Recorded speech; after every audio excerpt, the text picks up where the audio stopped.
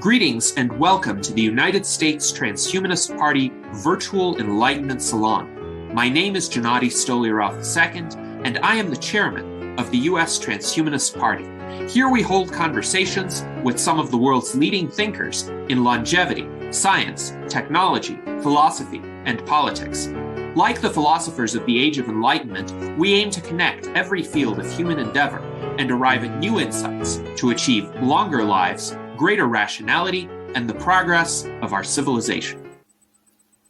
Greetings, ladies and gentlemen, and welcome to our Virtual Enlightenment Salon of March 5th, 2023.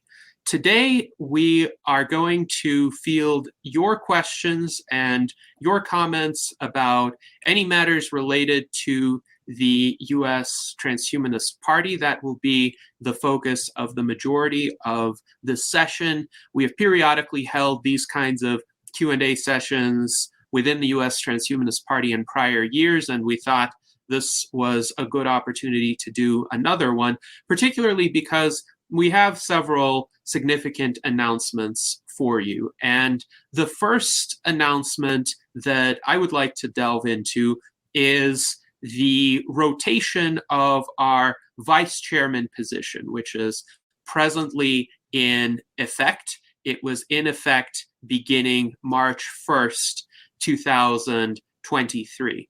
And the reason we instituted this rotation is to essentially continue the move toward a more decentralized organizational structure where more of the responsibilities are distributed among the officers. So our vice chairman for the past 2 3/4 years has been Arin Vahanian, and he is still going to be part of the vice chairman rotation. But as is the case for essentially all of us who are volunteers, we need to do other things to make ends meet financially. And Arin is a tax compliance professional. He has a very successful business which has a lot of clients during the midst of tax season in the United States. So this is, of course, the midst of tax season in the United States. And as a result, we thought, well, what would be the best time period for Arin to contribute as vice chairman? And that ended up being the period between November and January of each year. So during the other months of the year, we have asked other Transhumanist Party officers to pick up the duties of vice chairman. So effective March 1st of this year, our director of visual art, Art Ramon Garcia, has assumed the duties of vice chairman, and he will continue in those duties until June of 2023, and he will return as vice chairman in May through July of 2024. So 4 months this year, 3 months next year. Then after Art Ramon, Jason Geringer will be the next vice chairman from July to October of 2023. And then next year from August to October of 2024. Now, Arin is going to return as vice chairman in November of both this year and next year, and he will serve in that role until January 2024 and January 2025, respectively. And then Anthony Nielsen is going to be the vice chairman from February to April in 2024 and 2025. So that takes us through the next 2 years and 1 month. It gives a lot of continuity to our organizational structure.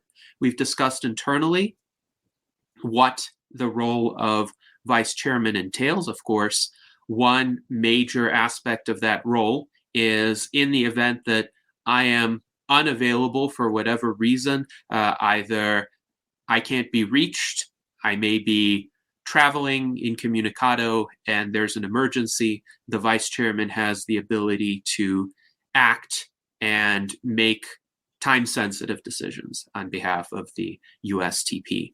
Also, if I'm indisposed for a longer period of time, say due to some sort of illness or massive internet outage that lasts for many days, I hope that doesn't happen, then the vice chairman may be able to make decisions. But there's also going to be a bit of initiative within the vice chairman role. The vice chairman will be able to have certain projects, a certain degree of agency within the Transhumanist Party, and we hope that having the authority to do a bit more will result in a heightened level of activity within the USTP. Ultimately, this has been part of our historical trajectory of growth and development. If you recall, Zoltan Istvan, when he founded the party, essentially ran it as a one-man operation. He did everything. He drove the Immortality bus. He spoke with reporters. He wrote articles. He wrote the first draft of the Transhumanist Bill of Rights. And it was impressive, but there's only so much that one person can do. And likewise, in my role as chairman, there's only so much that one person can do. And in order to truly grow, we need the regular contributions of multiple of our officers and of our members. So this is a step toward that.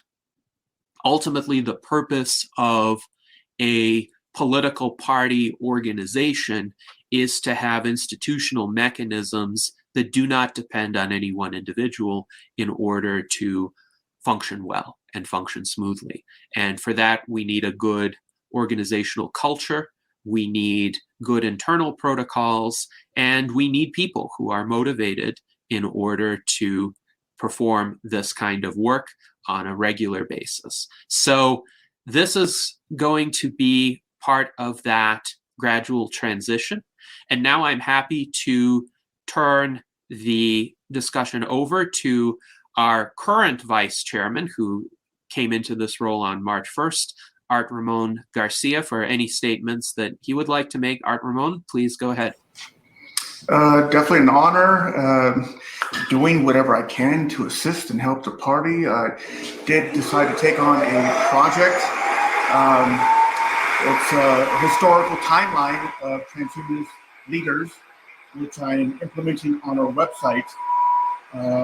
So that's a project I've taken on, and I think we've had a bit of a blind spot with the timeline and historical, somewhere where we have the historical documentation of people who have contributed to transhumanism. So I'm going to put that on our website as a source of reference, and and go from there.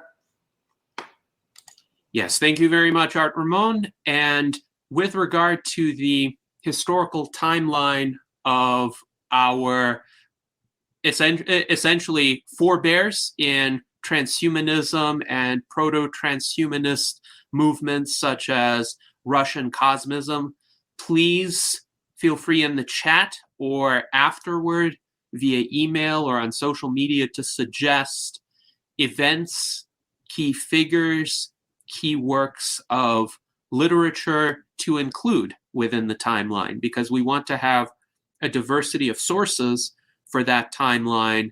And as long as a particular entry can be well substantiated so that we know it's real, we would be happy to include it.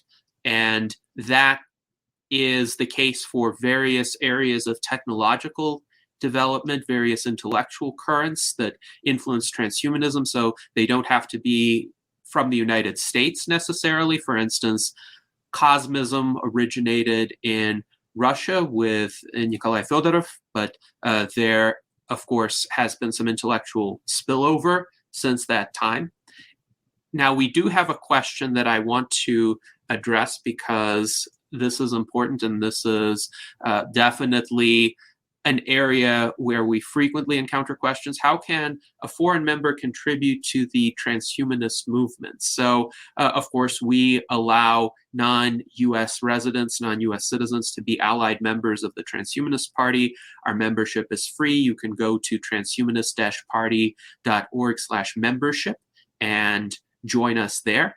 And in terms of internal contributions, discussions within our organization, contributing articles to our website, contributing project ideas, volunteering for us, all of that can be done by non-US allied members just as easily as can be done by US members. Essentially, the only thing a non-US member is not able to do is vote in official US elections, but you're even able to vote in our internal elections. So when we have our nomination process for our US presidential candidate, when we have our platform vote or votes later this year, even allied members from other countries would be able to vote on those as long as they're purely internal USTP decisions. Of course, if our candidate is on the ballot somewhere in a state, or we have a ballot initiative that we support, in those official elections, you wouldn't be able to vote. But I think that's well understood. All right, so I would like to now hand the opportunity over to Jason Geringer to say a few words about his role as vice chairman, which will begin in July of this year. Jason, what would you like to say in this regard? I'll be around anyway. So I think this whole the idea about the vice chairman is really it's good to keep a continuity of government type of situation to where there's at least if something happens to Gennady is not there. And I like the idea of each one of us having these new initiatives and new projects. I don't really have something specifically at the top of my head in mind, although there's a lot of other ideas. When we start talking about the Transhuman Club, I'd like to. Wanted to talk to Art about maybe getting a group there going and have some contests about using AI like Midjourney and all that, and maybe coordinate there out of the Transhuman Club, and because that would be fun and generate a bunch of cool stuff. A little bit, I guess, about me is what brought me into all of this politics in general. When the situation started becoming all toxic, it motivated me to do something. Okay. And one of the first things that I tried to do wasn't even join a political party. It was create a wisdom of the crowd group where all the members evaluate and discriminate information. So, I'm really into consensus in that, so I could maybe be a centrist, although I agree with the platform. So whatever our platform is, that's where I'm at. But so I'm not really looking to do anything radical or different. Just keep the reason why I'm here mostly is because Gennady, and so he's got such an even hand. He's like the perfect chairman in my opinion. So that's why I hope he don't go anywhere. You know what I mean? There's no need to go nowhere, man. Stay right there. But that's it for now. I could pass it back to you. Well, thank you very much, Jason, and I'm certainly not planning to go anywhere. It's an honor to hear those good words from you. And of course, you have been quite a creative influence and source of quite interesting, fascinating projects over the course of the past now more than a year and a half that you have been a USTP officer, and the Transhuman Club is part of this.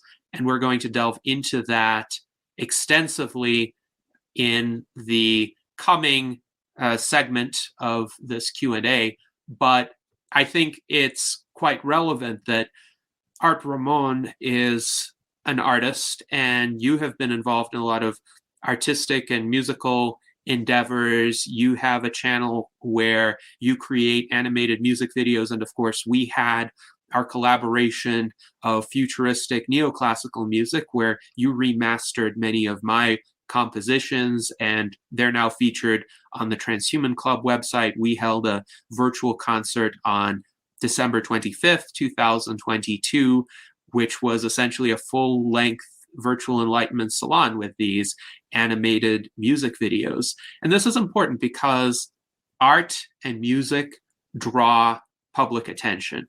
When we had our session with Open Longevity, Anastasia mentioned the fact that art seems to draw some of the largest audiences. And I think this is because art is very immediately accessible.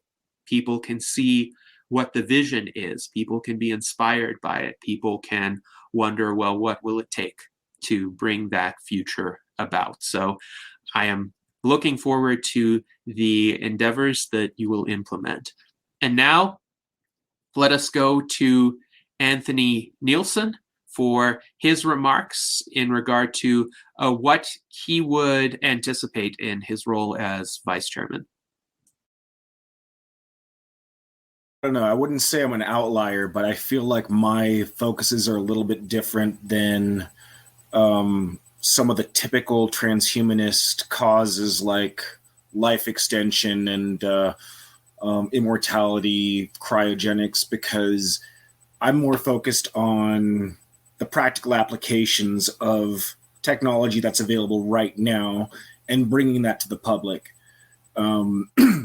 So like, for those that don't know my background, I've got 15 years of industry experience as a chemical engineer and chemist. I've been very much involved in, I would say, the forefront of emerging technology.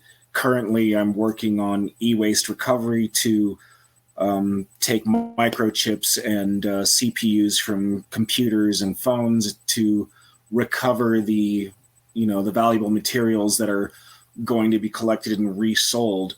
So I would say that that would be my focus as the vice chairman, is to focus on things that are more readily available to the general public, because as I understand it, things like life extension, cellular regeneration, cryogenics, and stuff like that are currently not necessarily in reach to the general public. So one of my biggest causes that I like to talk about is stuff like affordable housing, creating a circular economy for things that we use as human beings and can possibly reuse, as well as the politics involved with democratizing this kind of technology.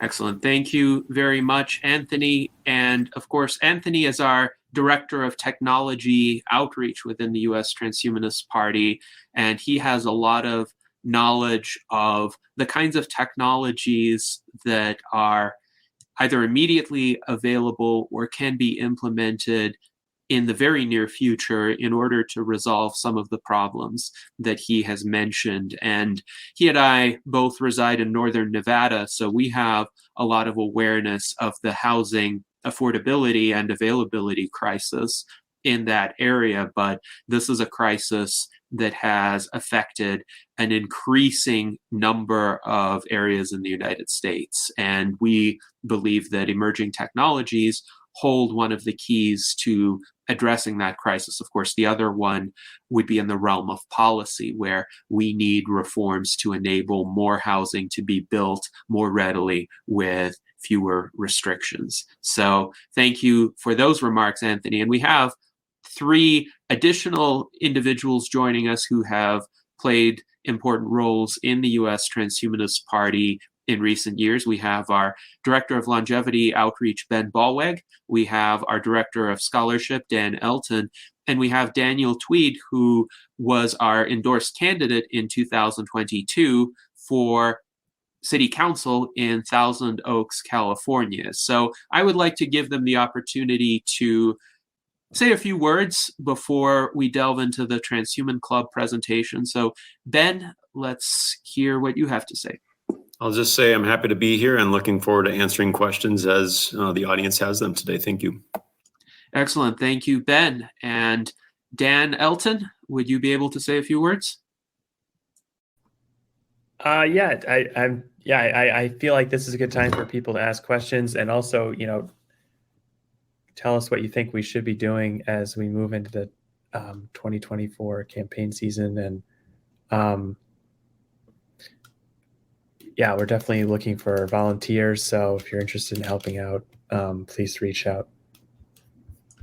Yes, absolutely. We are going to make further announcements regarding the 2024 campaign season, the selection of our presidential nominee soon.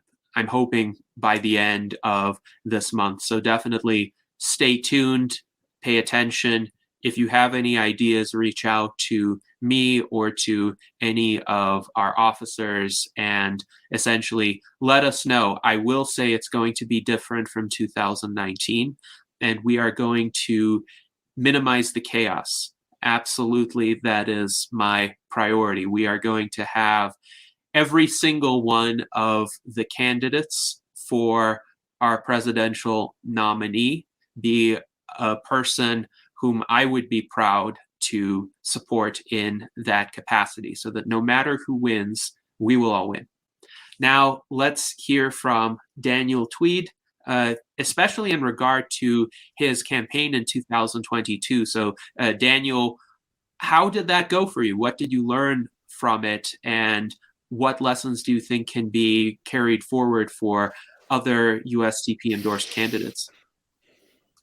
Yeah, I actually ran for the 3rd consecutive try, 2018, 2020, and 2022. I was hoping to get an exponential vote doubling, but seeing as how I was spending virtually nothing as other candidates in the pool of, I think there were 10, they were spending an average of, say, $50,000 to get their votes. I think, I was talking with a makerspace group that I'm affiliated with, and they said, why are you running for city council if what you really want to do is change the visionary policies of government? Maybe you're going about this in kind of a backwards way. So I'm planning to start something called the Center for Civic Futuristics and affiliate with a local university here in town, Cal Lutheran. And I think that's going to be an additional way to leverage transhumanist ideas, because what really got me interested in being a candidate, albeit a what's the word for a I'm blanking on the word, a loose cannon candidate or a dark horse, I think is. But I think what I'm trying to do is get government to anticipate these onrushing, accelerating technological changes that are going 99% unaddressed, I think, in the halls of governance right now. So I would just encourage everyone to become more engaged in topics of civic futuristics and study them. And there is one thing that's on the policy radar right now. The Federal Trade Commission is taking public comments for a non-compete clause ban. And this is when companies hire employees, they sometimes make a contract of adhesion where you're not allowed to get another job in the same industry sector. And this is estimated to put something like $300 billion back into the pockets of employees. And I'm thinking that it's a transhumanist issue, that it's a kind of a form of soft human trafficking when you try to control someone's life beyond the purview of an employer relationship. So I would like to see that. I think the comment period closes on March 20th. So it's very interesting to go on their FTC website. I think you can find it pretty readily with a search. So yeah, sorry if I talked too long. I'll pass the talking stick there. Thanks. Yes, thank you, Daniel, for that discussion. And certainly in the U.S. Transhumanist Party, we support individual autonomy and individual choice, including in matters of employment. So non-compete clauses appear to be antithetical to that. If you could share with us the link to provide public comments on the FTC website, I think we can spread that to our viewers as well.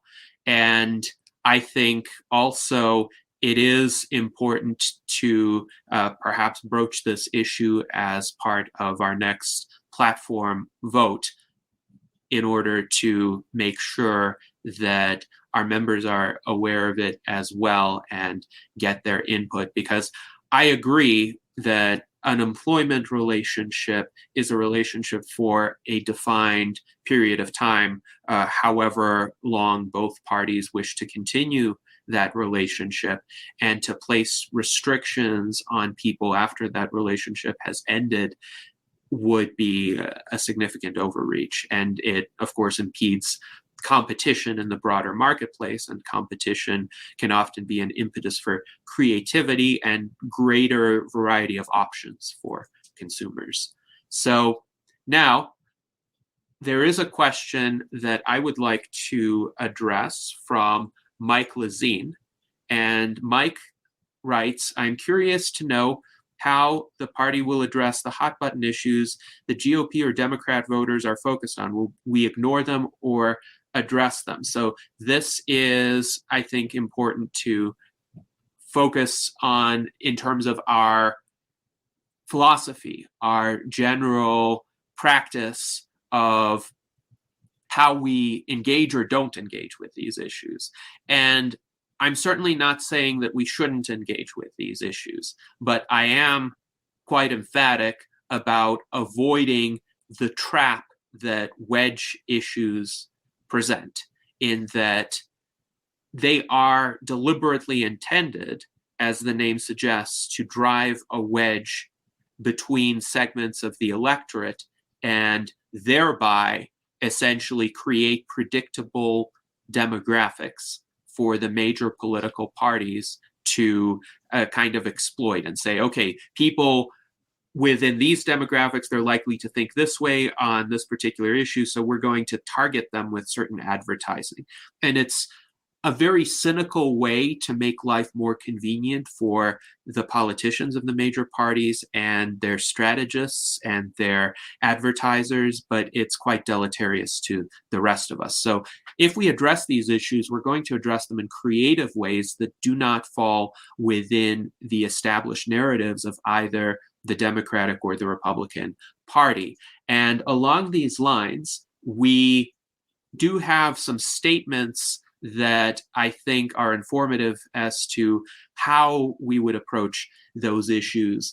When the New York Transhumanist Party Constitution was written and it was adopted last year, there was an immutable operating principle inserted into it, immutable operating principle 2, which specifically refers to avoidance of wedge issues. And this is what it says for the New York Transhumanist Party, but this is valid for the USTP's broader philosophy as well, and what we have done in practice.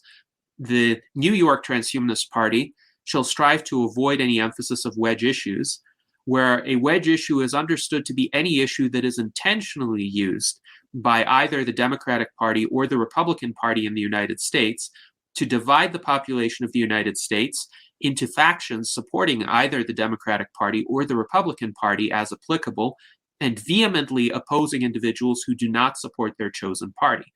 Examples of wedge issues include conventional Democratic Party or Republican Party positions on abortion, firearms, and controversies surrounding matters that utilize terms such as race, gender, and sexual orientation. Avoidance of the emphasis of wedge issues does not preclude the New York Transhumanist Party from attempting to address or resolve the fundamental problems that underlie such issues. However, any attempt at a resolution should endeavor to be creative, original, civil, technologically and rationally grounded, and focused on seeking to reconcile the legitimate values and interests of as many individuals involved with such issues as possible, while avoiding any intentional alienation or demonization of any individual, including individuals with different points of view from those of any member or officer of the New York Transhumanist Party. Avoidance of the emphasis of wedge issues also requires the New York Transhumanist Party to refrain from expressing one-sided agreement with the well-publicized stated positions of either the Democratic Party or the Republican Party on these wedge issues. The longer a time that the Democratic Party or the Republican Party has held a particular position on a wedge issue, the greater is the presumption that this is a partisan position designed to divide the population, and therefore the greater is the need for the New York Transhumanist Party to avoid expressing that particular position. And again, I would say if you replace New York Transhumanist Party with U.S. Transhumanist Party, this would still hold, because ultimately what we want is original constructive discourse on policy. And you note this statement doesn't say don't discuss these issues. This statement does say make sure that we are making a contribution to actually solving the problems that are involved. And as an example, abortion is a wedge issue, but our position on abortion within our platform is to render the issue obsolete via ectogenesis rather than take one or the other side of the conventional debate about abortion, because both sides have legitimate interests and legitimate rights that need to be respected. And the question is, how do we use technology to arrive at an outcome where those rights can be respected in practice? So now, Jason, would you like to say more on this subject of wedge issues? We actually kind of do talk about a whole lot of the issues that are going on today. There's a whole section of our Discord server that's called USTP policy discussions. And there's a role on there called legislative analyst. And basically, if you're capable of having rational discourse without it getting all crazy, well then, we'd love to have you come, and everyone on this panel is in there because the officers can get in there. The whole section you can only see it if you have either the officer role or the legislative analyst role. So if you really want to talk about the issues and you are capable of rational discussion without, using all kinds of ad hominem attacks, and, we're the party of rationality. We should be able to do this, and me and Lewis have had some heated arguments, so I'll tell you what, but, we're still brothers and we're still talking and stuff, even though we disagree on a lot of stuff. So, if you want, let me know. And,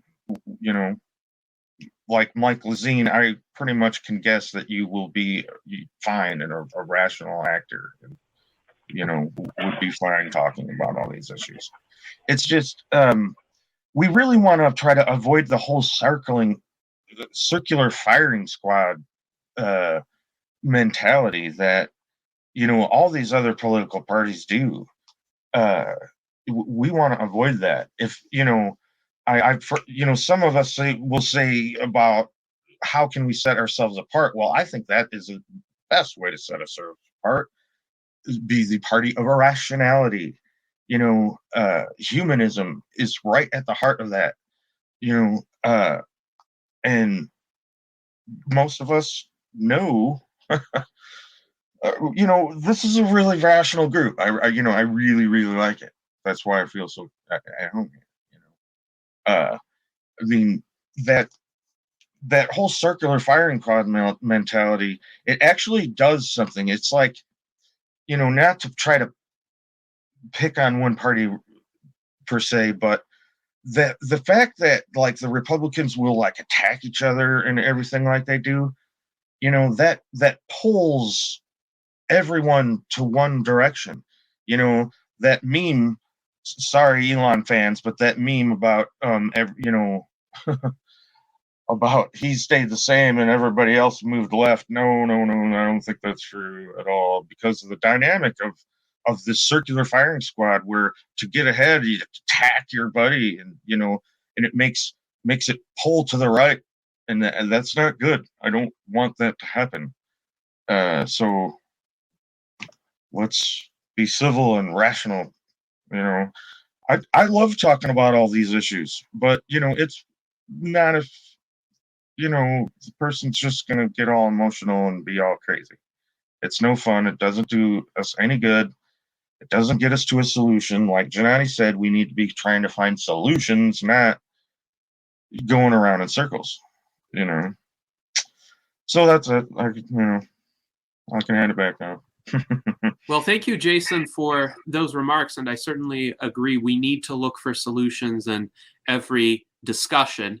We do have a little bit of feedback from our audience. Matt Alex Richards writes, the problem is in any position where one is not polarizing, one is being seen as weak or utopist.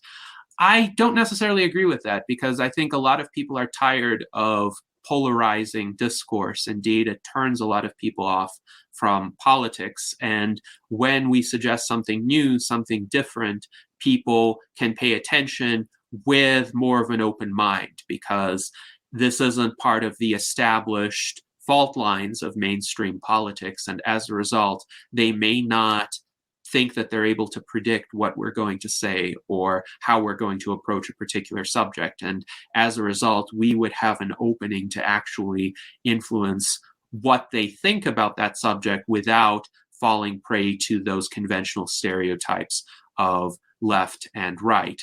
And Ampero writes, yes, ectogenesis will force a new debate. It will. There will be some people who are opposed to it.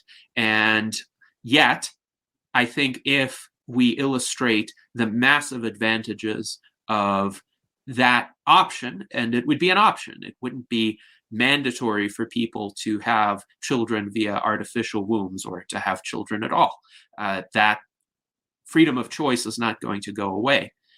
However, ectogenesis will provide for greater individual autonomy, greater true reproductive freedom, and also the ability to bypass what may currently be a conflict of rights that is not possible to resolve with contemporary technology without violating somebody's rights.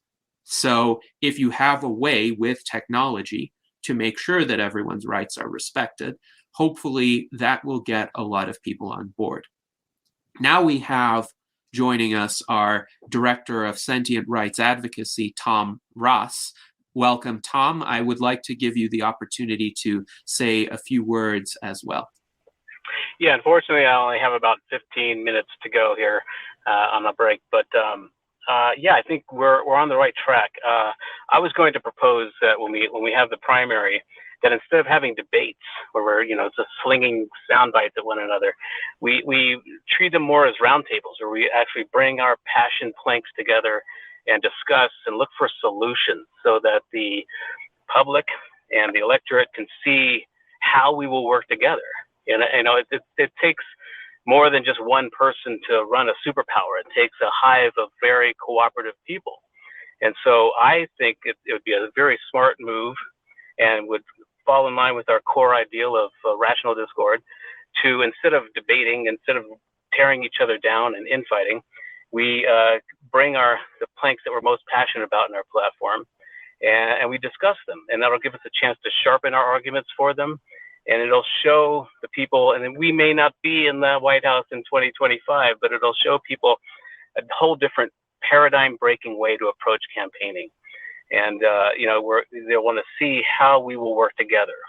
Again, I think the pendulum is swinging back away from the whole divisive, tactics that have been used. It should have swung a while ago, but it's at its peak now. It's peaked out, and so we really need to start showing people how we work together.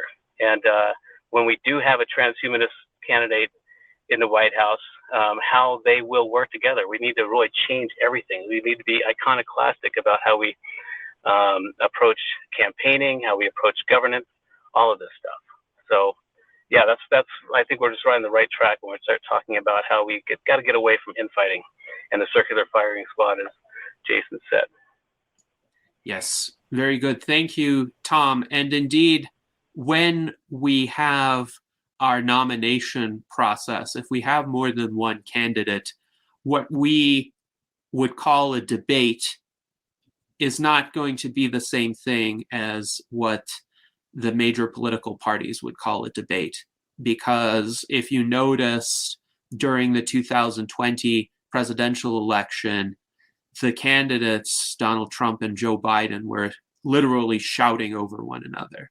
And that's not something that we would tolerate within the USTP. Indeed, we had two candidates in the 2019 primary process that misunderstood the purpose of our debates and viewed them as more conventional mainstream political contests, and they behaved in less than fully civil ways. However, if you look back at the recordings of those debates, even they were a lot more civil than the Trump-Biden debates. And that, I think, speaks to the strength of the ideas of transhumanism and the structures that we have set up within the USTP. Because even two people who were inclined toward making this contentious could only go so far. Whereas Donald Trump and Joe Biden could just shout unintelligibly over one another and have their debates devolve into literal scream fests. We didn't let that happen. No matter who would have been involved, we wouldn't have let that happen because we have a better structure for the debates. First of all, as you said, Tom, there is more of a roundtable format in that we ask the same questions of each candidate, and the question is never, how are you better than your opponent? Or how are you better than the other people who are seeking the nomination? The question is, what are your views on this particular issue that is important to our members or important to the voters? How would you address this issue, or what are your ideas? What areas of the USTP platform do you wish to emphasize? And indeed, that is how we're going to approach the interactions among the candidates. What I will also say is that any candidate who gets to participate in this process is going to be vetted thoroughly. And we have candidate eligibility criteria in our Constitution, which were inserted in late 2020 after our U.S. Transhumanist Party Reform Summit that many of you may recall attending. And furthermore, the expectation will be that they do not treat the other candidates as rivals, because ultimately we do, at the end of this process, need to come together and act as a unified transhumanist party in our messaging to the public, in our outward-facing outreach, which will be the majority of what is done during the campaign season. So I do think that because of various circumstances, the 2019 primary season was too long. It should have been shorter. And indeed, in our platform, we support explicitly shorter primary seasons. And that is going to be the case in 2023, so that we can have a concise, elegant, civil primary season and then go on to the general election campaign with our nominee and perhaps other individuals who would be involved, like a vice presidential nominee transhumanist cabinet so that people would be aware of who would occupy various cabinet seats if a transhumanist candidate were hypothetically elected president. So thank you for those remarks, Tom. And one question, this is a practical question that Luis Arroyo poses. You have to be 35 years old or older to run. Yes, that is correct. So by the US Constitution, you have to be 35 years old or older. You have to be a US citizen by birth. I don't like that restriction. I am not eligible to run for president of the United States, but we will abide by it. Yes. That also excludes AI. So there's even other governments talking about, AI advisor kind of deal. So, you have to be born to have a age, You don't got a birth certificate at all because you were never born. Well, you can't be 35 years old, so you can't be president. You know what I'm saying? But we could do the AI advisor. I've even heard of other governments talking about doing that. So that's it. Yes, we could have AI advisors, and it's interesting with regard to AI age. I think the 35-year-old barrier is going to be an issue even if an AI could have age, because what AI system could you realistically claim to have been created in 1987 or 1988 now and still be in existence as the same continuous entity? That would be an interesting discussion as well. Is there such a system? And if so, what would it be? It wouldn't be sentient. It wouldn't be conscious, most certainly, if it had been created in 1987 or 1988 or earlier. Well, what's great about these questions is it's forcing the conversation toward what is personhood, what is sentience, what legally, because so someday we will have probably an AI running for office, and we'll need to have these questions answered long before that happens. And so I think that's why it's a good conversation to have now, just to work these things through before we have to work them through. Yes, absolutely. I definitely agree with that, Tom. And Daniel Tweed writes in our internal chat that he would propose the USTP's creation and publication of an infographical style spreadsheet with all political parties, including their platform stances. I like that idea, and I think we could do a better job than a site like isidewith.com, which has a lot of misleading information on it. I know because it has statements that are represented as being positions of the U.S. Transhumanist Party, which are not, in fact.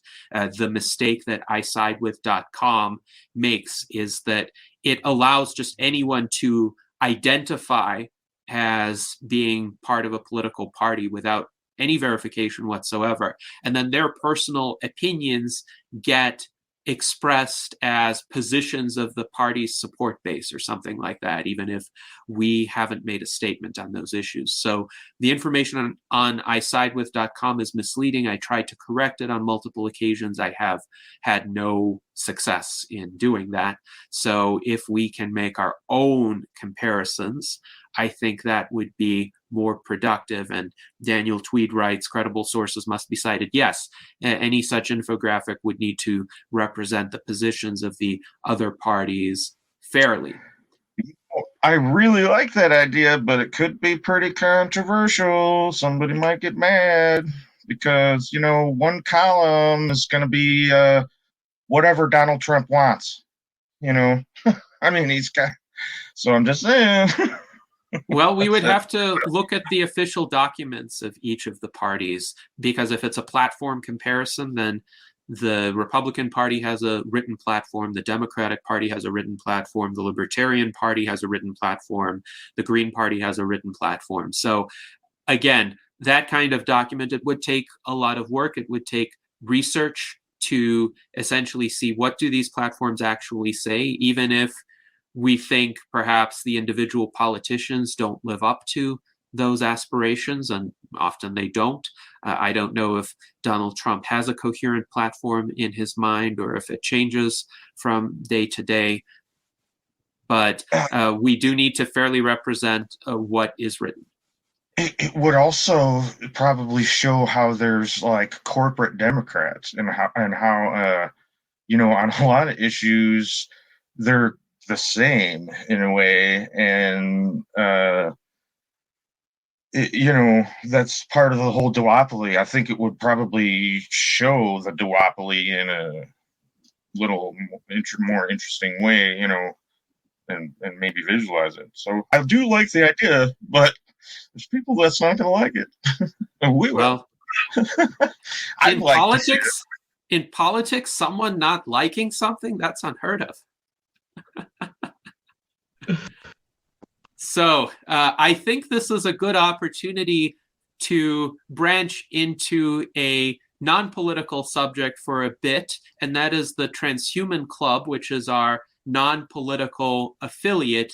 Jason, you wanted to discuss some of the new features of the Transhuman Club website, so we have it pulled up here, and you can go to transhuman.club to access it conveniently. Make sure you are signed up as a member on the site as well, because that will give you access to a lot of the features. But Jason, please go ahead. Yeah, there's a few things that we didn't go over actually when we did our announcement thing for this Transhuman Club. One is that chat bar down there. You know, the Transhuman Club, this site is almost like it's a whole social media, you know, platform, really. I mean, we got our own little chat there. And also, you can link your email address to that. So if you're not on, you know, you can just message somebody and it'll send them an email. So, you know, that's pretty cool, I thought. What else didn't we talk about? Oh, if you, Genetic, go up by your name there, that little arrow next to your name, that's your member bar. Your, you know, so if you go to your profile, click on profile, there will be another menu in that, on that page, which is a member menu. So that, you know, that gets you to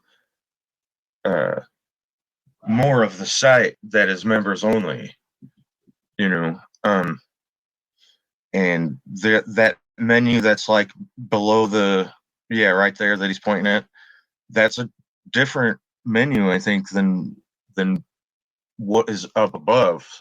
So there's, yeah, like some of them pages that he's looking at now, some of those might not be done, but those are members only pages. They should be, to where so that's where the good stuff's going to be, maybe, you know, eventually.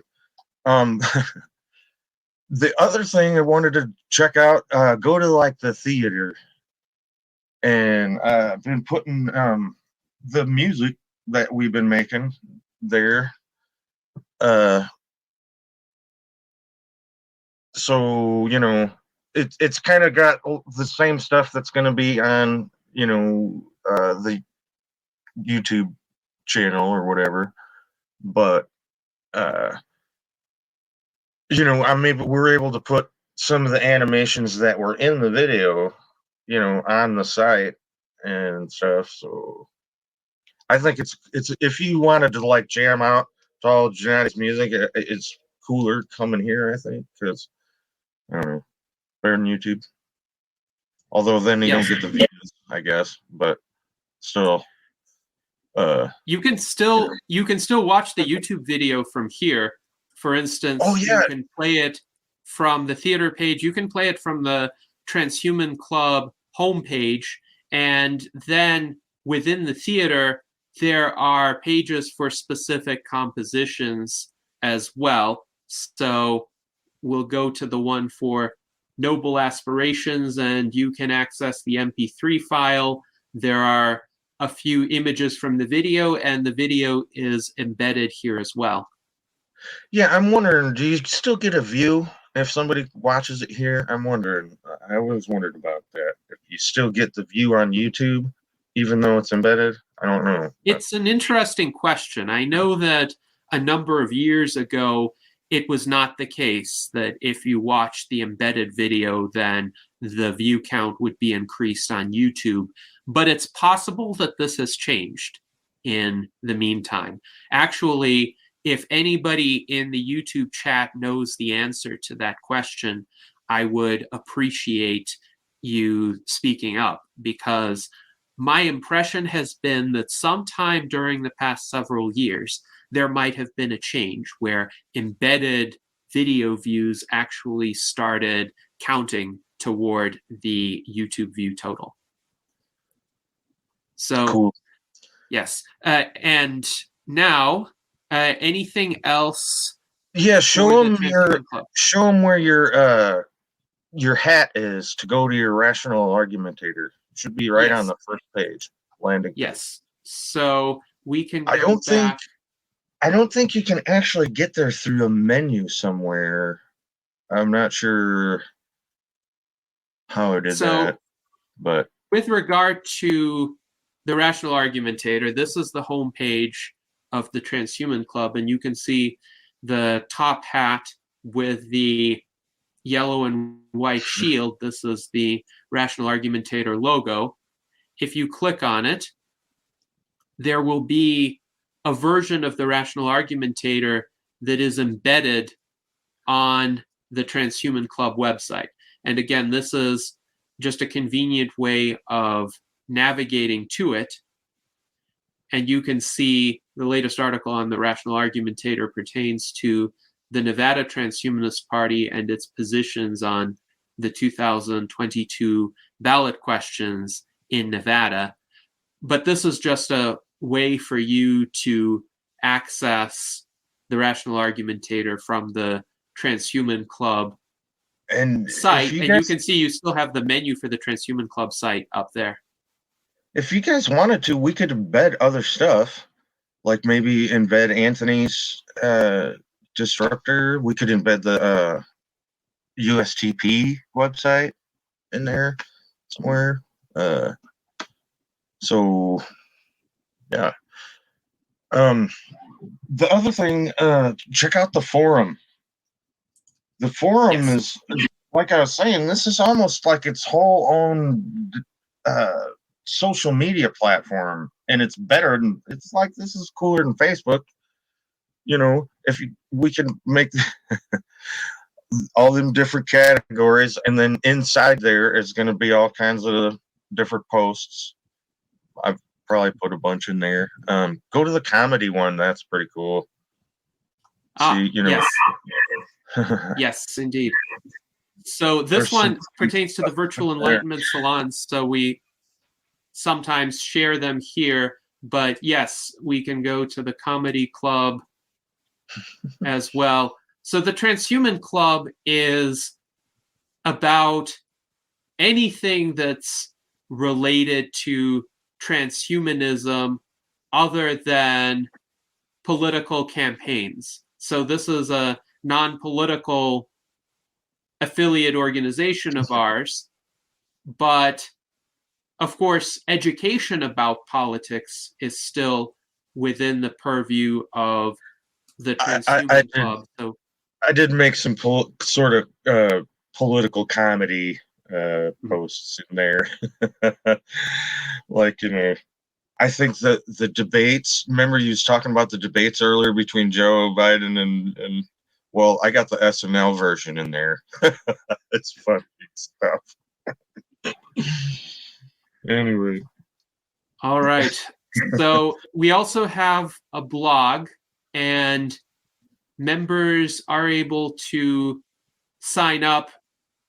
If you want blog posting privileges, let me know, because you can update this with certain content. Like Mike DeVerde, for instance, has the ability to post on the blog. David Shoemaker, our director of applied innovation, has posted on the blog.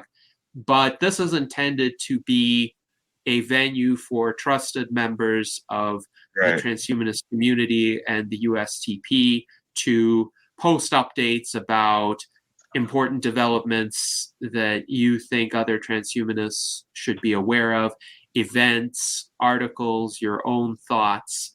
It's not a definitive mouthpiece of the organization. So it's not like the Transhumanist Party website set Right. of articles that we publish, but it is, I think, quite helpful to have this as part of growing a robust and active community. So if you Yeah, haven't signed up, the go to permissions- members here. The permissions are customizable to where somebody, there's a role to be able to, post on the blog. So that's kind of the difference between the blog and the forum. Just anybody can go into the forum. Well, actually, there are roles to where certain forum categories can only be accessed with a certain role. Like, honestly, there's an officer's category that probably I think can't see, but anyway, I just wanted to sort of explain the difference between the forum and the blog. The blog is there's a role that allows you to post on the blog, and that one guy Nate, I think would be a good guy to do the some blogging. He posts a lot of good stuff in the Facebook group. He's the one that debated Maddie Yes, about yes. the war. Yeah. He's cool. I like that guy. We Go ahead. held a debate in July between Nate Boyd and Maddie Axington on the war in Ukraine. And I will have a few more comments on that later on in our Q&A session. We do, of course, just as a reminder, have the Salon page on the Transhuman Club website. And that one enables you to see some of the past Virtual Enlightenment Salon recordings. I really need to update that probably. So if anybody else wants to help, I could probably use some help just updating stuff. Right. It's not super hard. It's just you got to go in and click the URL and copy it into the thing to put it into the, I could show you, but I just haven't gotten around to updating that for quite a while. Yes, I'm sorry. but still, these are great salons to watch if you are interested in viewing them in an elegant setting. You can again listen to the futuristic neoclassical music concert or many of the salons from mid 2022. Here are two of our panels on the war in Ukraine from March of 2022.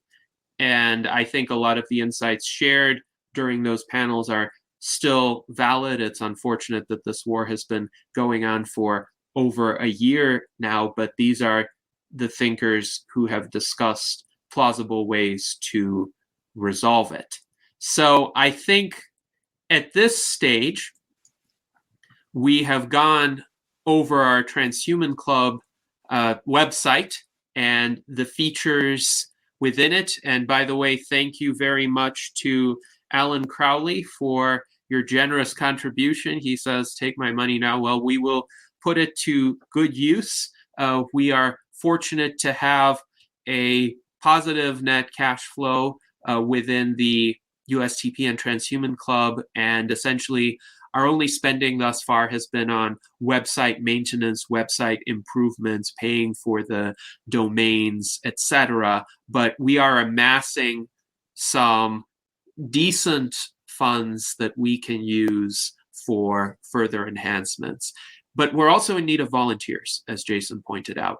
We need people to help with upkeep of the website, just updating certain content, making new posts on both the Transhumanist Party website, transhumanist-party.org, as well as the Transhuman Club website, transhuman.club.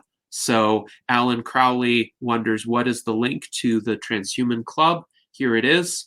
It is transhuman.club. So please go ahead and join the Transhuman Club if you haven't joined yet, and that will give you access to all the features that Jason discussed.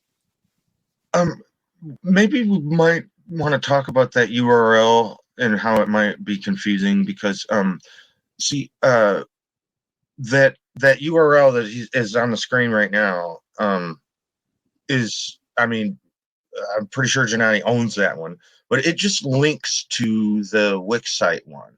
So sometimes the URL might be USTPLD 2021 Wix site or something like that, because that's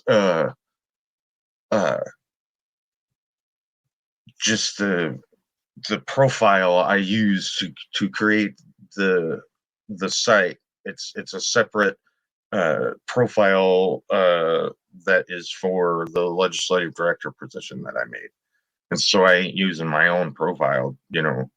I did make my other profile of me personally another admin of the site. So I mean, but I'm just explaining, that's why that URL will say USTPLD blah blah blah. So yes, that's the same site as the Transhuman Club website. Right. Transhuman.club is just the easy link for people to remember. And it's interesting because very few website services will actually directly host an unconventional domain extension like .club. So we had to figure out this redirect approach in order to be able to use that domain, but in a way that still enables us to work with a service like Wix, which is quite versatile and it's free to use, and Jason is aware of a lot of the functionality within it. So Daniel wonders, is the Transhuman Club on Discord synced up with the web version somehow? I think the Discord interface is separate. That's my understanding. So we do have a Discord server for the Transhuman Club. If we could somehow essentially get information from the website cross-posted within the Discord server, that would be great. There's the link to the Discord right on the homepage. And there's a widget thingy that I made that I'm not sure where it is exactly right now, but it will have I think it's technically a link to the Discord server, but you can look at it and see who's on the Discord, because it'll show the Transhuman Club server in there, and then it'll see who is logged into Discord.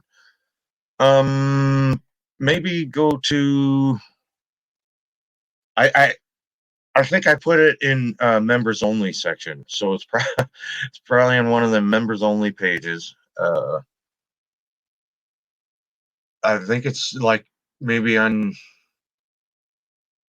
I don't know, I don't remember where it is, but there's that's about as good of linked together as, I guess I could get it. There's just a widget.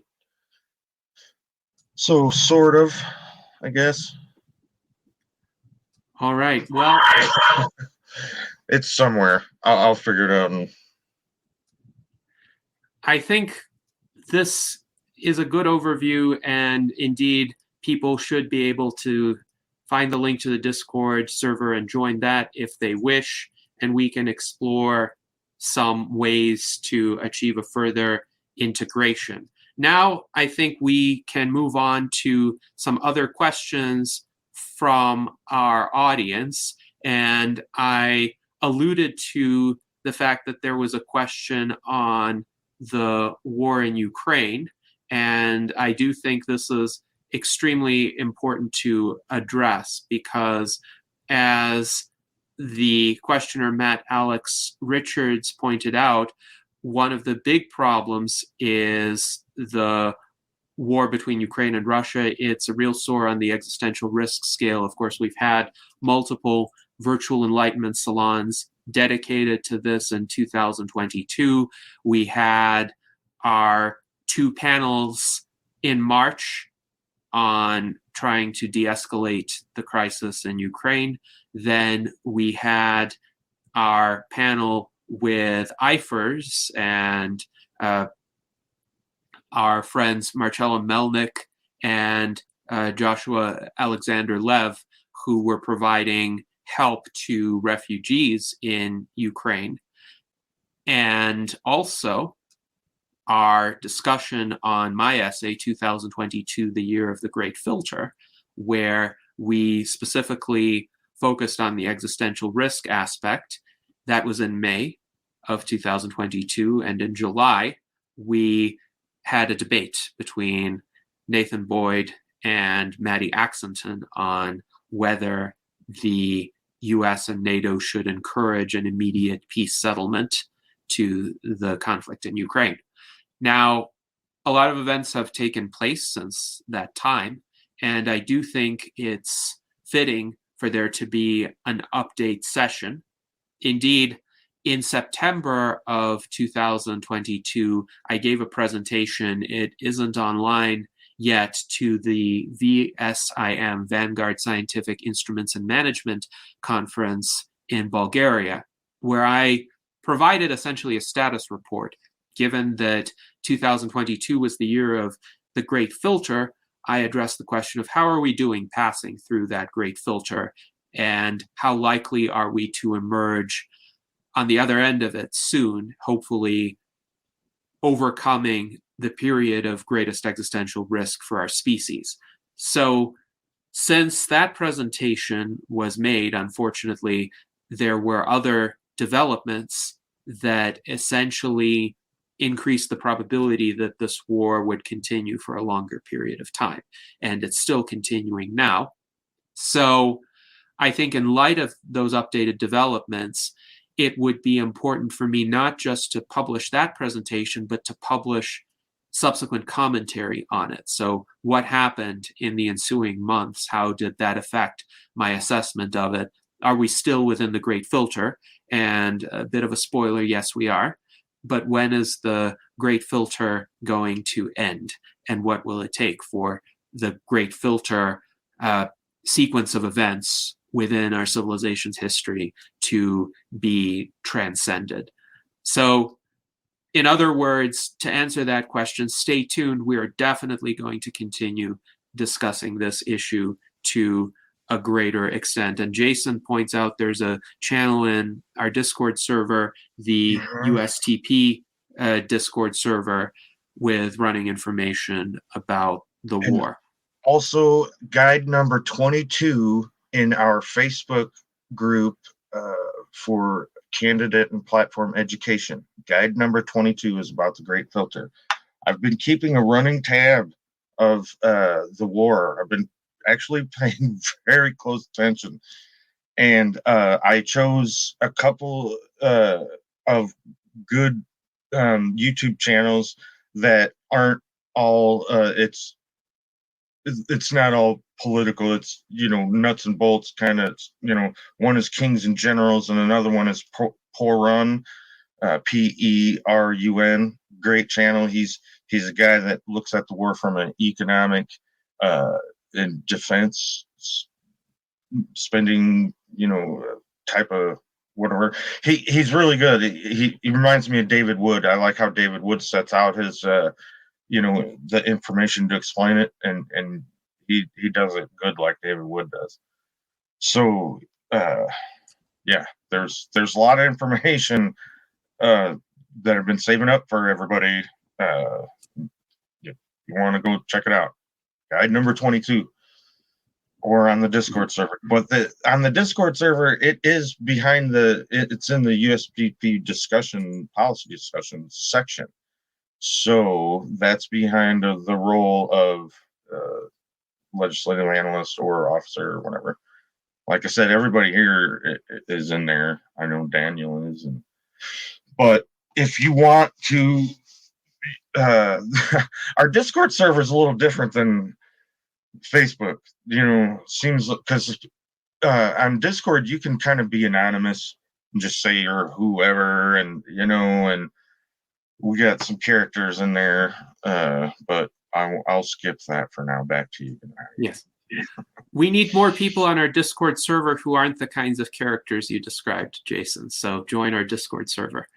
Now, I think we can move on to some other questions, and I will post a link to the Discord server shortly. So Luis Arroyo writes, though the USTP can take beneficial positions without falling in line with the platforms of the two major parties, we want to actually solve the issues, not benefit from them. Yes, I agree with that. I think if we address any sort of issue, it's because we want a solution to that issue. It's not because we want to exploit that issue for our own political gain or for attracting a slice of the voter population.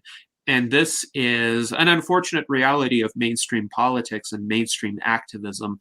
Most of the organizations, whether they're political parties or they're activist groups, nonprofits, they don't actually want to solve the issues they're discussing, because if they solve the issues, then their sources of funding will dry up. We're a non-monetary organization largely at present, so we don't have this same kind of incentive. And even if we had a lot of money, our income wouldn't come from single issue types of activities, because transhumanism is a broad philosophy and movement. We focus on the progress of our civilization as a whole in a variety of dimensions. So if one problem were solved, our answer would be, yes, that's great. We have just moved a step closer to the realization of our grand overarching vision for our civilization. The more problems we can solve, the more steps along our roadmap, broadly speaking, we would have taken. So thank you, Luis, for those remarks. And then we can address Matt Alex Richards' comment. He writes, sadly, the problem of aging and age-related diseases is not really talked about from any mainstream politician in terms of attacking aging from the front. And I agree, that has been the great weakness of both the Republican and Democratic parties. They have said virtually nothing about the issue. The Green Party has said almost nothing about the issue.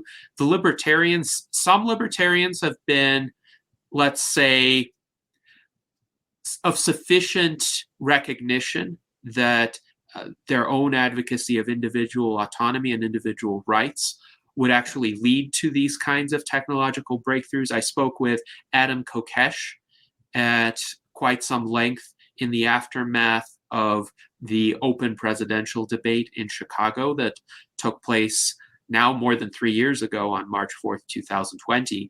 And he stated that he was quite sympathetic to transhumanism. He actually encouraged the formation of a transhumanist libertarian caucus.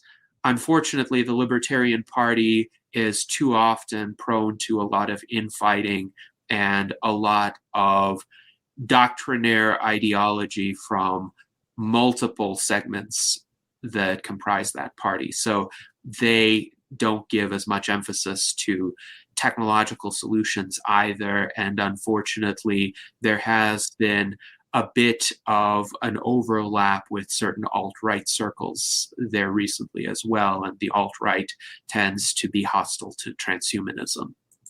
So Alan Crowley writes, well, here's to all of us living forever. Indeed, I would definitely second that and encourage that particular outcome. 50 OAS writes, living forever in a continuous loop of improving and refining our values. Sounds cool.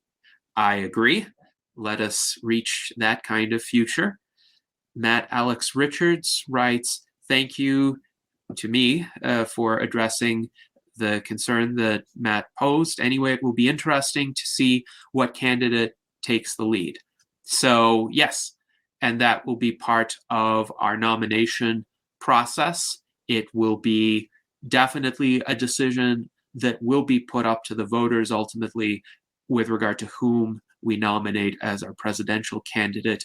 I do want to do a lot of vetting on the front end to make sure that all of the candidates are people with upstanding character, with integrity, people whom we can trust, people whom we could be proud of endorsing.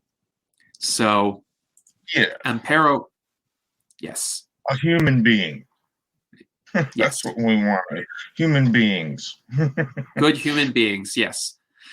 Amparo writes, it is possible that courts in the future might require a pregnant woman who is abusing substances to transfer the fetus to an artificial womb due to endangerment, but that is a legal question. Very interesting observation. Could there be situations where if the pregnant woman is doing something really deleterious that would endanger the life of the fetus, that to save the life of the fetus, ectogenesis could be used, and the child that is born could be a lot healthier as a result? Yes, I think that's. I'm thinking a lot of women awesome. will just choose it. Yes. I mean, think about it. Most definitely.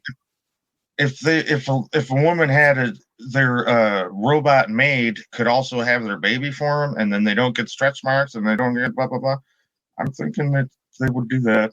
A lot of them.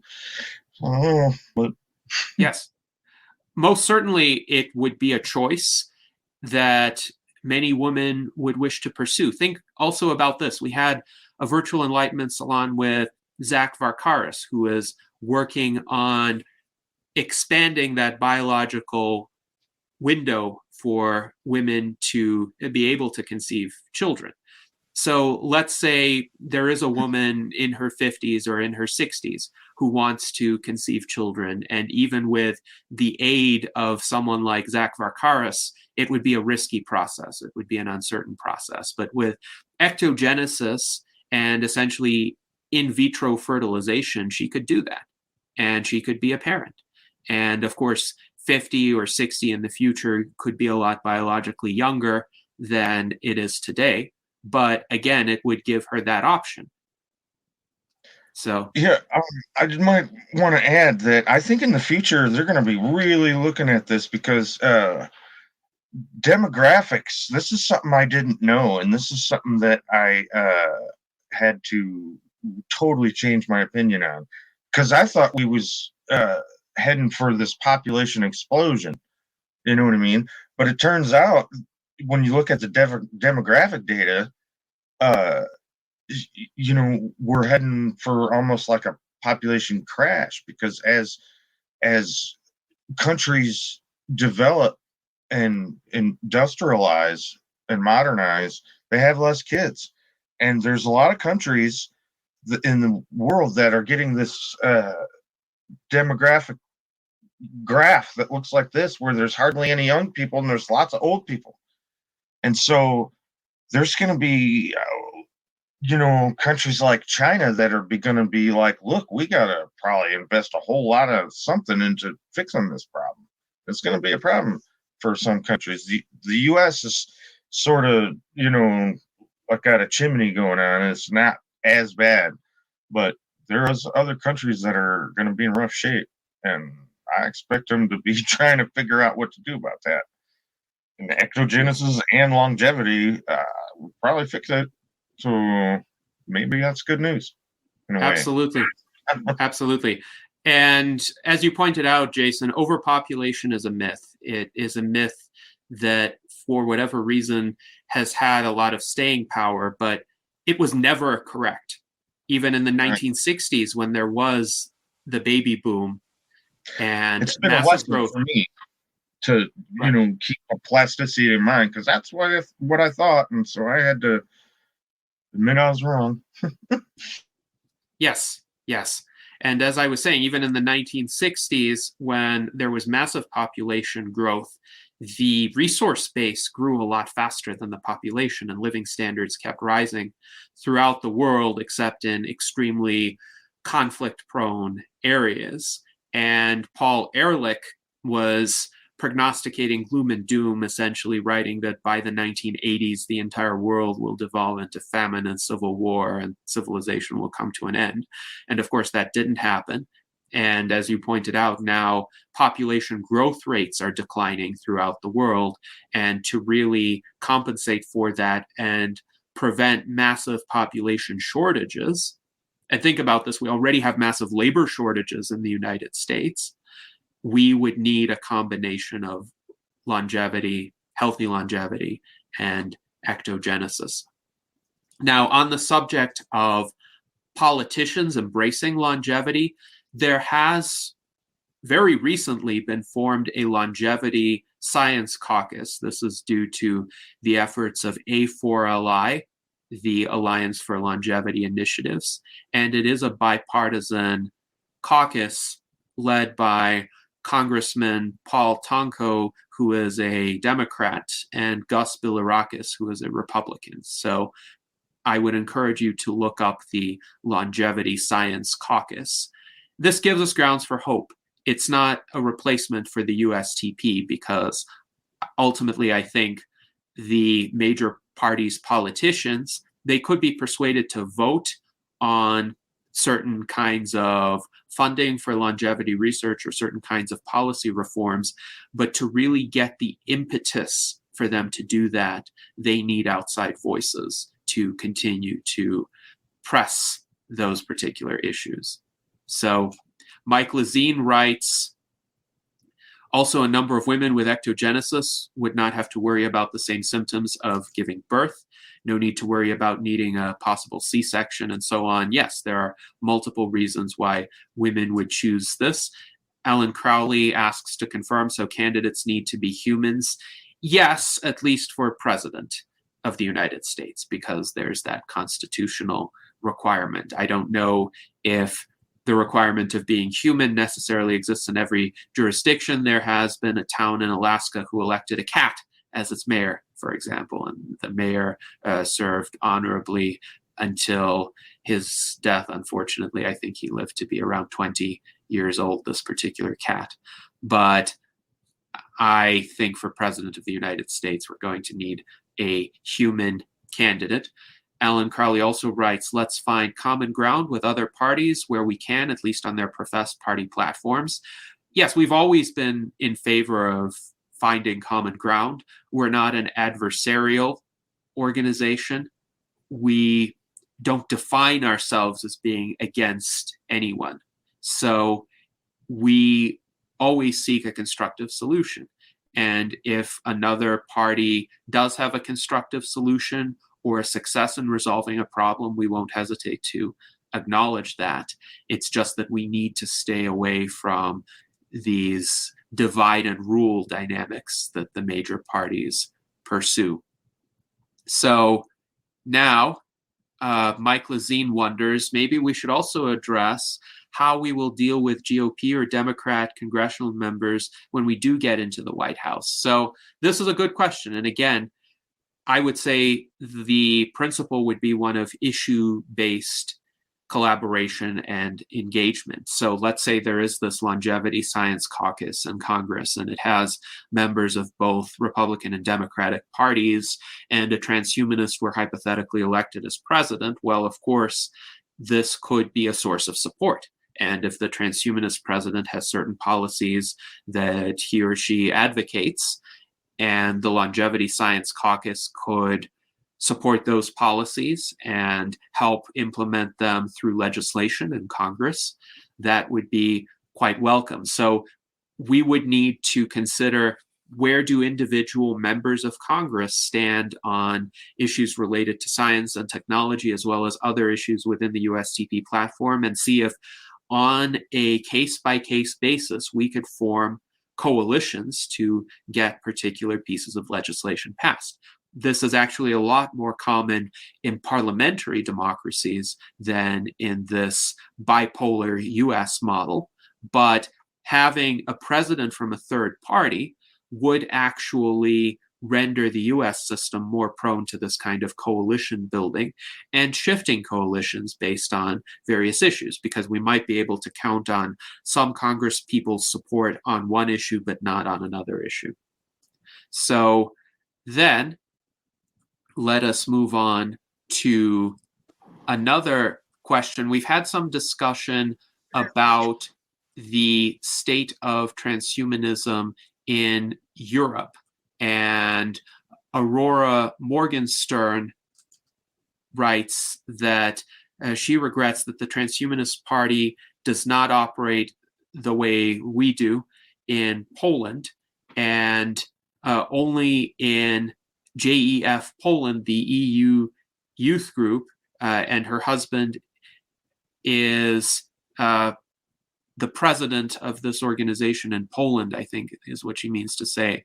That organization has transhumanist views. So there's not really an established transhumanist party in Poland. There is a youth organization which has an affinity to transhumanism and is probably the strongest such organization here today. So it's an interesting question. Start one. Yes. Start one. We would encourage. Go for it, Aurora.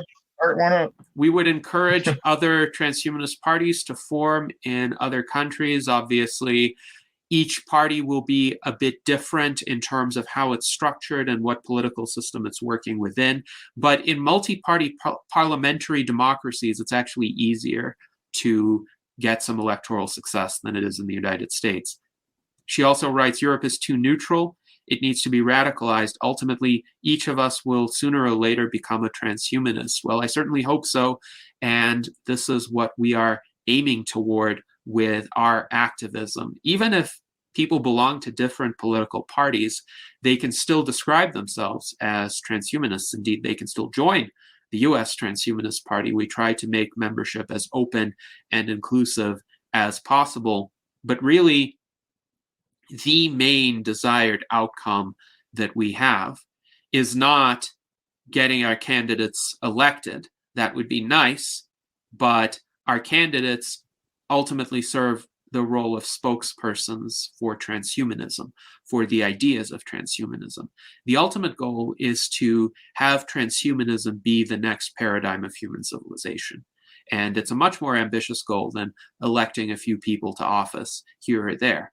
But we want the philosophy of transhumanism and its advocacy of technology for the explicit improvement of the human condition to be the system of thought that animates the next era of civilization. It would be in the background.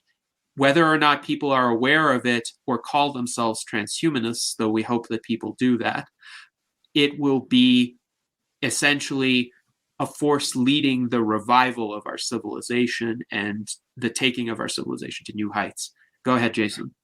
The transhumanism in politics, there are some transhumanists that I know and respect that, aren't fully sold on the idea of a political party being, transhumanist. But, we need a voice in the space, and David Wood has a good saying that I love that, and I think is true, that, sooner or later, whatever it is, it all comes back to politics.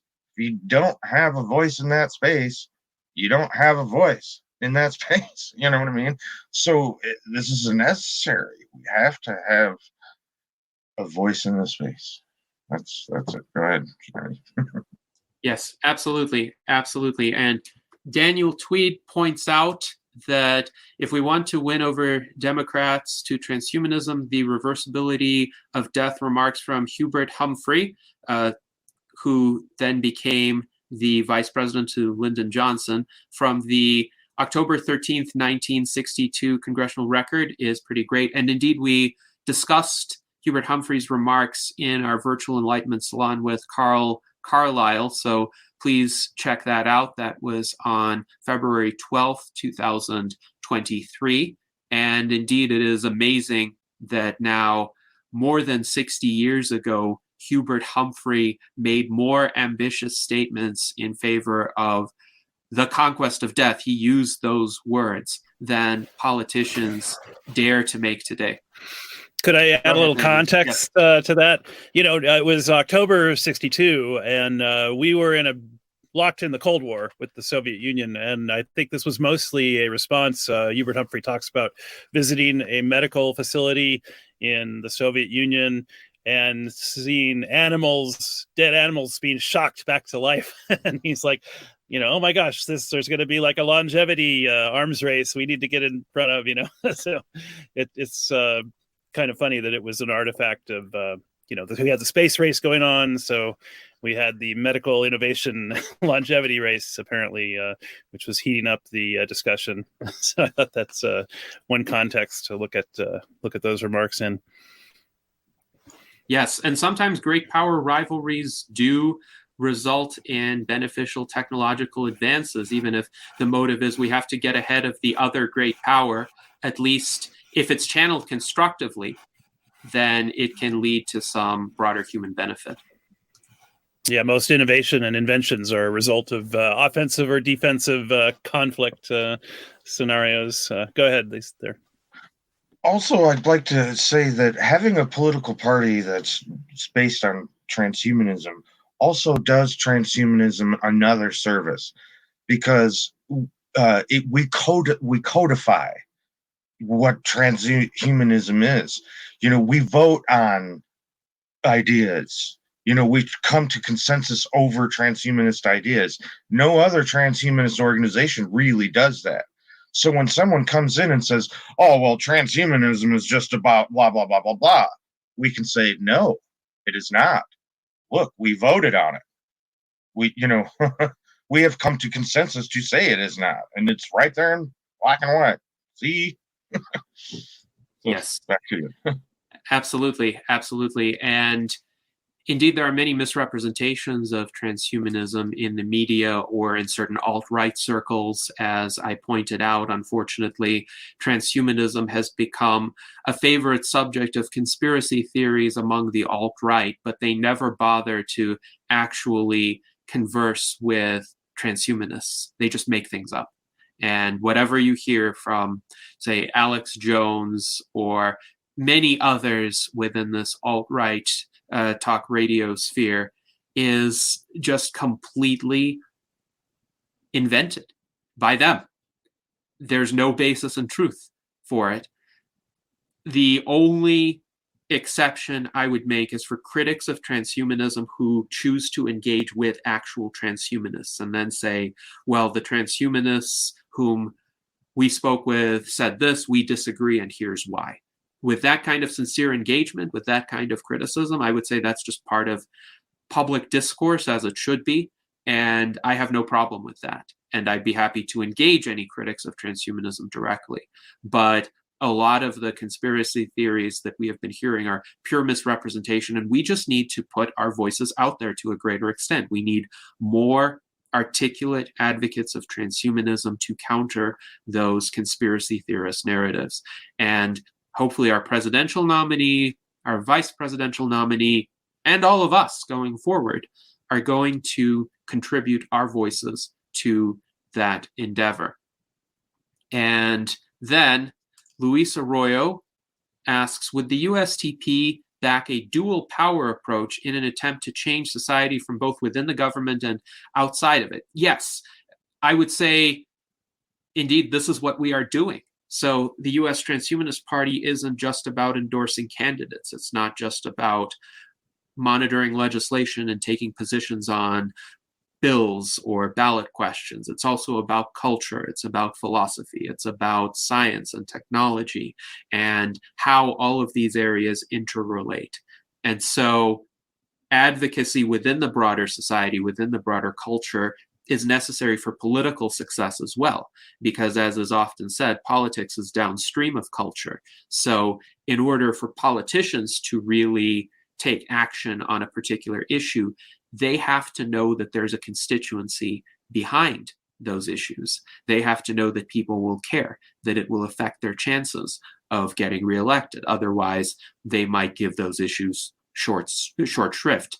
And I think, unfortunately, with longevity, there hasn't been enough of an effort to convince politicians that, yes, many people do care about leading longer and healthier lives and curing diseases through science and technology. And Matt Alex Richards writes, at one moment, Newt Gingrich talked about this problem. Yes, Newt Gingrich is sympathetic to longevity research. He was indeed in a session, this was in 2021, along with Steve Israel, who is a former Democratic congressman. And they were both saying essentially they could find ways to get visibility for longevity in Congress if they could make a convincing case to their colleagues or their former colleagues that there's enough public support behind it. And this is where we come in to build up that base. Because yes, even among Republicans and Democrats, there are people in positions of power and influence who may be sympathetic. Joe Biden may be sympathetic because his son, Beau, died of cancer. And since that time, Joe Biden has been quite emphatic about the need to devote more resources to medical research against cancer. And now, recently, Joe Biden himself had a cancerous tumor removed. It was a skin tumor. Hopefully, there won't be any sort of metastasis or recurrence, but it would be a reminder for him that this is an urgent problem, that it needs to be combated. So if I remember something about a moonshot. yes, the cancer moonshot. This is one of his initiatives. He originally proposed it during the Obama administration, and then it went private when Trump was in office. And there are efforts to resurrect the cancer moonshot now. So again, when we talk about acknowledging the good efforts made by people within the mainstream political parties, this is one of them. I hope that it's successful. So yeah, we should be able to say, hey, what's good and what's bad or whatever, without everybody thinking we're on one side or the other. mm-hmm. Yes, You know, absolutely. Yeah. Absolutely. So we can say good things about the cancer moonshot when Joe Biden is championing it. We can say good things about Newt Gingrich when he makes comments in favor of longevity or in favor of bases on the moon. Interestingly enough, Newt Gingrich, when he ran in the Republican primary in 2012, was the only candidate talking about bases on the moon, and he was derided for it by some of the diehard partisan Republicans. And I was thinking, when I was monitoring the Republican primaries, well, this is actually a desirable, salutary feature of Newt Gingrich's platform. And the fact that he was derided for it disillusioned me about the Republican Party. A lot of things disillusioned me about the Republican Party, but this was definitely one of them, that there were good insights and ideas put forth by some of the candidates, but unfortunately the very toxic dynamics of that political party prevented them from really coming to the forefront. Now, Matt Alex Richards writes, did Andrew Yang address the problem of aging? Will he run this time? Well, this is a good question. Will he run this time? So Andrew Yang is no longer a Democrat. He founded the Forward Party, and the Forward Party has been advocating reforms that we support as well, such as ranked preference voting, nonpartisan redistricting, and more generally, more competition, more transparency, more openness in elections. So removing some of those barriers to entry. I think the Forward Party is definitely a good, constructive organization. There have been mixed reports about whether Andrew Yang plans to run for president on behalf of the Forward Party in 2024, or whether the Forward Party will be more of an issue-based advocacy organization and maybe supporting local candidates. We shall see. I plan to reach out to Andrew Yang and ask him that particular question. But in terms of his support for life extension, I know that he has met with transhumanists before.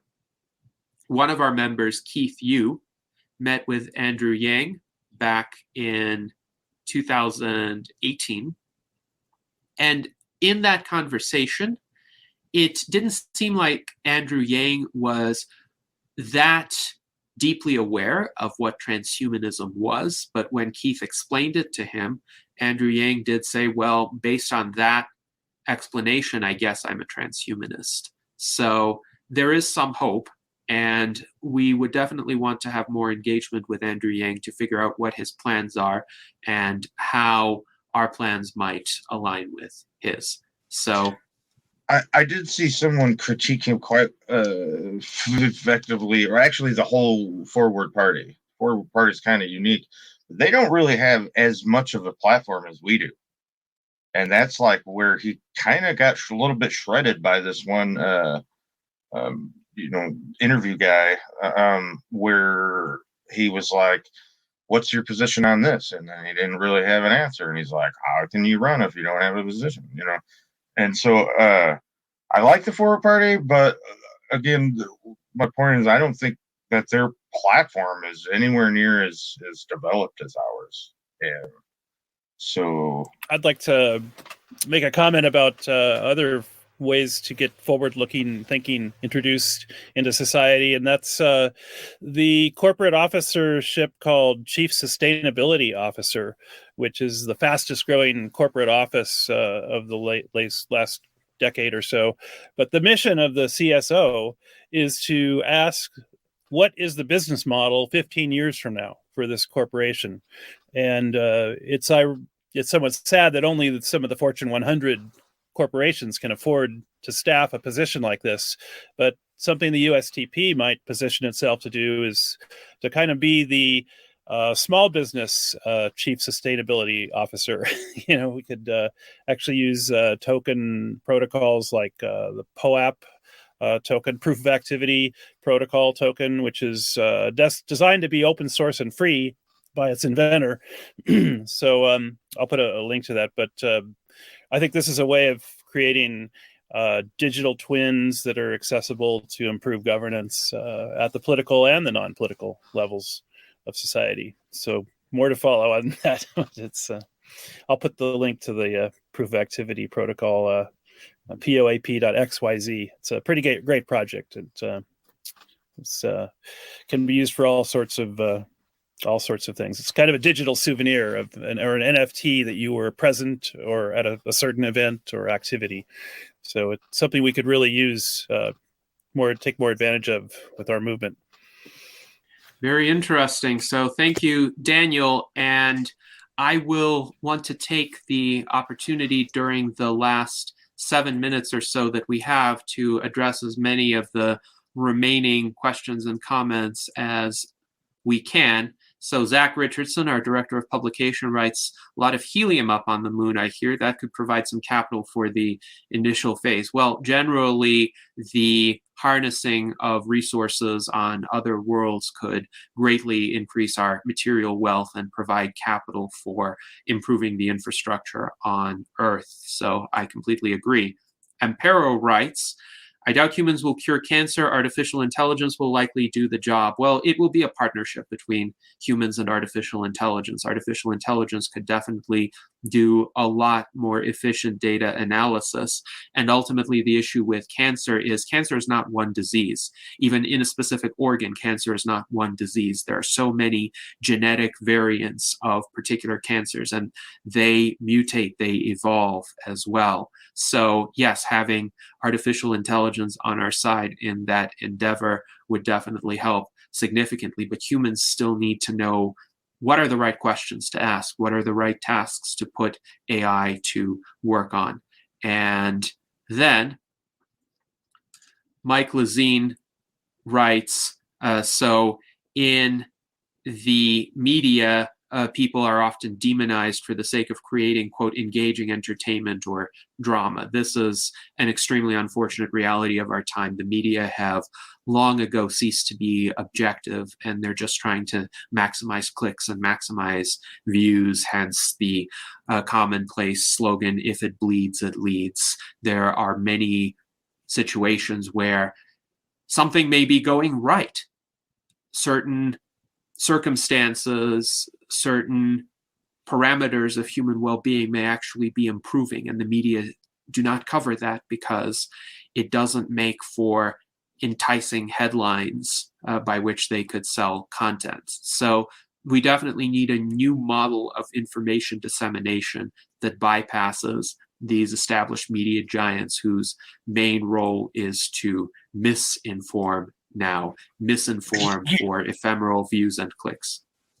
I'm really optimistic about that in that area because the YouTube, I'm not trying to brag up YouTube, but I almost trust the people on some of these channels on YouTube more than I do the mainstream media. I mean, because this guy on YouTube, he's not obligated or in debt to someone. The people that pay him are the people that are watching him. So he's not beholden to a corporation or. So Yes. I'm optimistic. Yes, and absolutely not being beholden to interests that incentivize ulterior motives is, I think, the key. And there could be many different models of how a good information source operates. But the key is that whatever one's incentives are, they be aligned with the sharing of true information. And of course, the intent has to be to provide some sort of better outcome in the world. It could just be making sure that people are better informed, that they have the facts at their disposal. Or it could be that we do something with this information to transform the world for the better. And that doesn't mean there won't be bias. Everyone has some sort of bias. We have biases as well. And obviously, the Transhumanist Party has biases. Otherwise, we wouldn't be engaged in any form of advocacy. But the key is to know what our biases are, know what other people's biases are, and be honest about it, instead of what the mainstream media does, which is to posture as being objective, when in reality, they're nothing but. They're the least objective sources we could have. So, yes, thank you for those remarks, Jason. And now let us see if we can point out a few other viewer comments and questions. Sergei Gubkin writes, we can accommodate the American-born population collapse by increased immigration. Yes, that is correct, at least for a time. But of course, if populations are either increasing at diminishing rates or declining in other parts of the world, this can only go on for so long. So ultimately, we need other solutions, and immigration is a stopgap. And we definitely want all people throughout the world to live longer and healthier lives and not face the issues that come with a demographic imbalance. Yeah, and again, that's probably an area where the U.S. is not doing too bad. I mean, we have immigration. I mean, we're trying to, slow it down. So, I mean, if you got to build a barbed wire to keep your people in, well, then you're maybe not doing so good. So that's not a problem for us, at least. People want to come. Matt Alex Richards writes, Japan, South Korea, and China all have more and more aged people. They really need to address it, and hopefully some sort of rejuvenation approach. I hope that their politicians and their scientists are of a similar mindset. It's true that their population imbalance is greater than ours. For China, it's because of the horrible failed one-child policy, and for Japan and South Korea, in part, this is the result of a salutary phenomenon. They have some of the greatest life expectancies in the world, but yes, they need more people within their economies to maintain productive output. And some of that gap is, of course, being filled by robots. So we can have greater innovation in robotics from parts of the world like Japan and South Korea. And Daniel Tweed writes, we've got pretty good freedom of expression here in the Western democracies, and we've got the brainwashed people to prove it. So it's true. If you have freedom of speech, freedom of exchange of ideas, that doesn't mean everyone is going to arrive at the correct ideas. Some people are going to be wrong. Some people are going to be egregiously and obstinately wrong. That's not a reason to abridge their freedom of speech. It is a reason to spread true and accurate information and help people arrive at the truth to the extent that is possible.